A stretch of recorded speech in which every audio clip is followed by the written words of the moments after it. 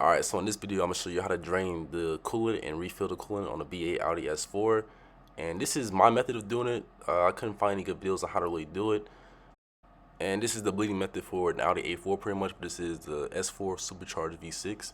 But on the passenger side of the vehicle, there is a bleeder valve. Don't touch that at all. It's not worth the risk. That valve can easily strip, damage, and break.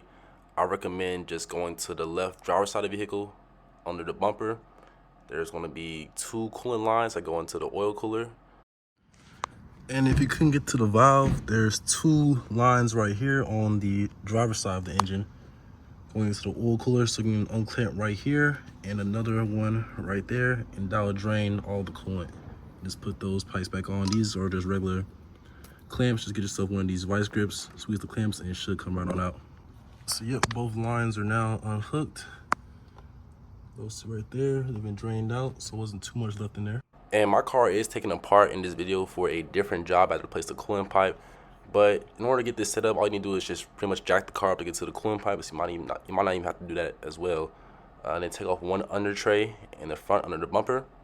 Everything else can stay on. You can also put distilled water into the expansion tank to flush out the system. But I'm just going to go ahead and put G-40 Zerex Coolant in there, the pink edition. So once you have all the coolant drained out, you can go ahead and pour coolant into the system until it fills up.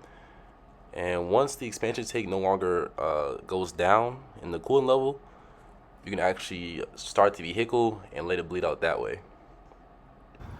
Now, a lot of the methods that I see on YouTube are how to flush the system and refill the system with coolant for the Audi S4 Supercharged. They weren't really that helpful, and they kind of complicated. They overcomplicated the whole thing. What I did here was just use the A4 bleeding method, which is just filling it with coolant, turn the car on, running the heater on high, and every time it goes down, just add more coolant, and that filled the whole system completely.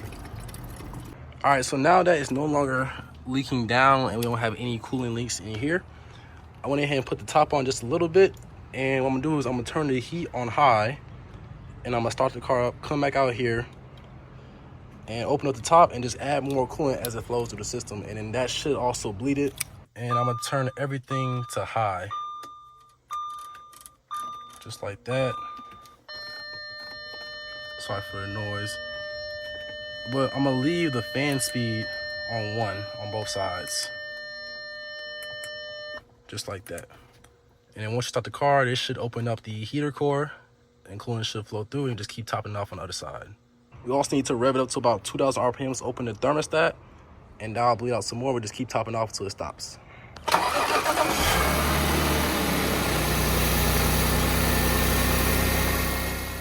So for the first few minutes, we let the car warm up, and I left the top off of the expansion tank to let some of the air out.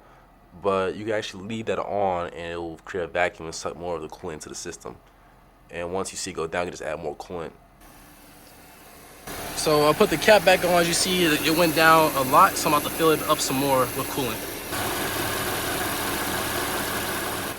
So at this point, we left the cap off and revved up to about 2,000 RPMs to open up the thermostat.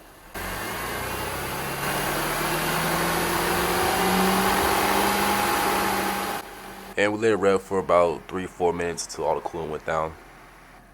And for the whole process, you can actually leave the top on while you rev it. This, like I said before, creates a vacuum that actually allows the coolant to drain from the expansion tank.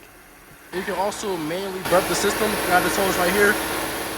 And squeezing this hose right here, which pulls directly from the radiator, I believe, actually clears a lot of the air out of the system, so you can squeeze down a few times and get some of the air out. So after you do that method for about a few minutes, maybe 10 minutes or so, it's good to take the car out for a drive, and that will bleed the rest of the system. So take the car for a drive, leave the cap on, and by the time you get back, it should have drained it into the heater core and the thermostat and all that. Just top it off, take it for another drive, and eventually it will no longer drain out anymore, and the system is considered bled at that point. I also want to note that I left the heater on high the whole time I was driving, which also let it bleed out more. So you can see how much it dropped already, but I'm gonna fill it up again and keep driving until it stops falling. If you want to, you can bleed your supercharger. I'm not going to unless I have any overheating issues, but it's these two screws right here. 1, 2, just open them up with the car on, let the air flow out, close them up. Do this one first, that one next. If you need to, But I'm just gonna roll with this method right here unless it starts overheating. So, all right, so I made this video to show you guys how I bled the system. It was the easiest method for me. It does take a little bit longer than use like a tools and a vacuum pump, but this was just simple for me to do. Just drive it around and refill the coolant. Now, if you have any like recommendations on how to do it better, drop them down in the comment section below. I'm not saying this is the official way to do it, but it's just how I did it and it worked for me. So drop your critiques in the comment section, any easier ways to help other people out as well. If you should drain the supercharger,